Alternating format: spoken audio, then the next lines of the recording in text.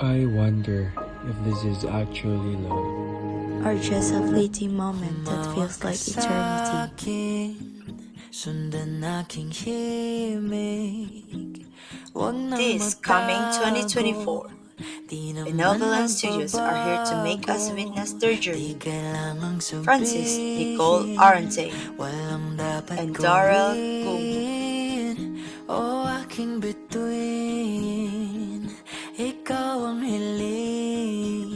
Huwag mong pigilan, hayaan mong kusa. Humawag ka sa'kin, sundin ang damdamin. O sumama ka sa'kin, at tayo ay sasayaw sa kulog at ulan. Iikutin ang tala at buwan. Do you ever wonder if destiny existed in this world of ours? Or if we are simply the authors of our own fate. Kita naman sa liwanag ng buwan ang lihim.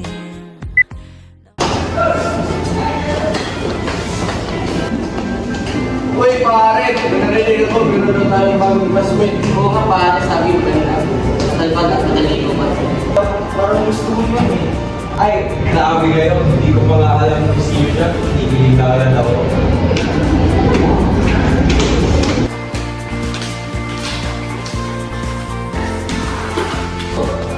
Ako bro! Mukhang pag-asa pa naman. Sa nakita ko kanina, mabait siya, parang panakaibigan. Siya yun pare. Try mo kayang tanongin kung may social media siya. I never believed in love. I was deceived by love. I never had much luck with lovers. Try mo kayang tanongin kung may social media siya. Sige na nga.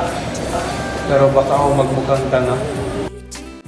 Has seemed just part of the street to be walked on by everyone, but then I found a very special love in you.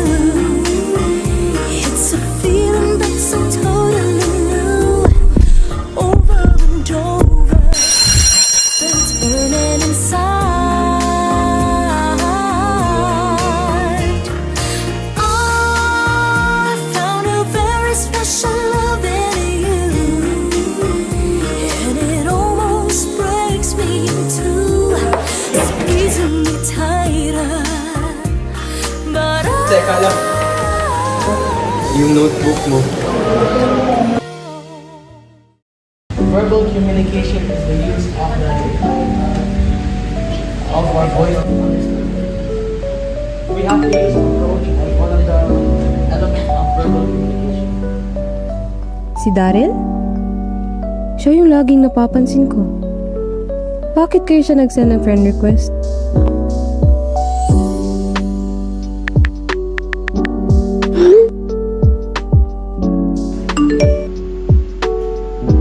Hi, Nicole. Salamat sa pag-accept ng friend request ko.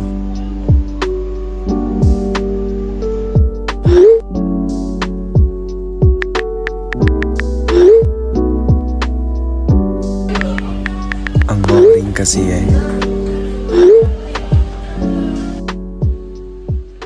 Bored tayong dalawa, pero feeling ko mawawala to kung may kakwentuhan ako habang kumakain. Game ka?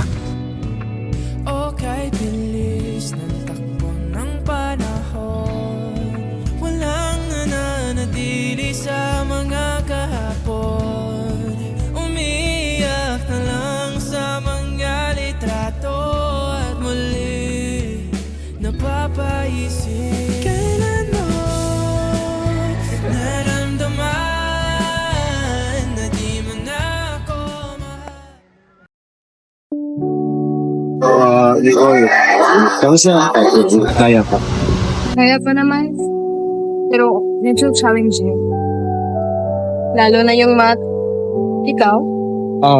Okay naman. Pero, lesson ba ngayon sa solving minutes? Ano yan? Nicole, gusto ko sana ngayain kita sa Sa puso mo. Ano Darren? Seryoso ka ba? Hindi sana. Kapag di mo ngayon mag-focus ka muna sa pag-aaral mo. Seryoso. Pero sige na nga. Focus muna sa exams. Pero after? Let's see. Basta, focus ka muna sa grades mo. Okay?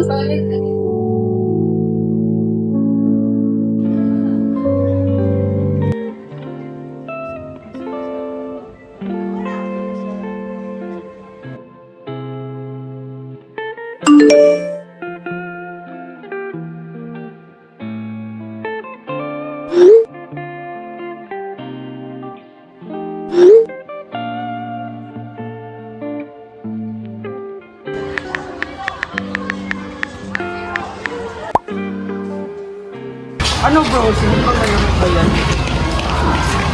Bro, yung linggo na yan ha? Nasagot ka na ba?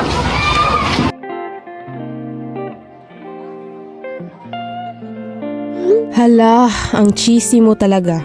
Pero seryoso, di ko pa rin alam ang sagot ko. Alam mo Nicole, hindi ko naman hinahanap ang deserve ko.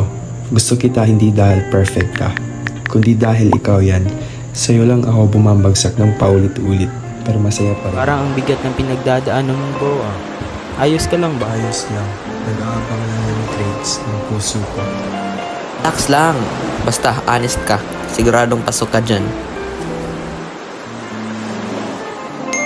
Natatakot ako. Paano kung hindi ko kayang ibigay yung deserve mo? Uy, si Darren na naman. Hindi ako natatakot magkamali, Nicole. Ang mas kinatatakutan ko ay ang hindi kita masubukan. Kasi ang pagmamahal, hindi tungkol sa pagiging tama lagi.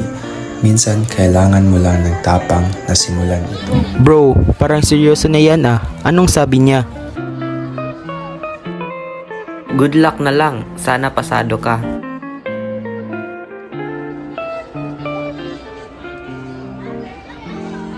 Tip mo ha. Minsan, kailangan mo lang magtiwala sa sarili mo at sa kanya. Oo nga, mukhang seryoso naman talaga si Daryl sa'yo ah. Okay, Daryl, hindi ko alam kung tama ito. Pero gusto ko rin subukan. Sana kakayanin natin.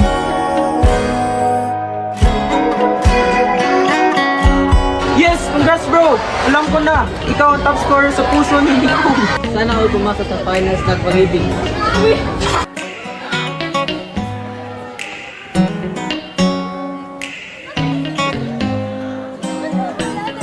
Kita tayo bukas para simulan na natin ang bagong chapter natin.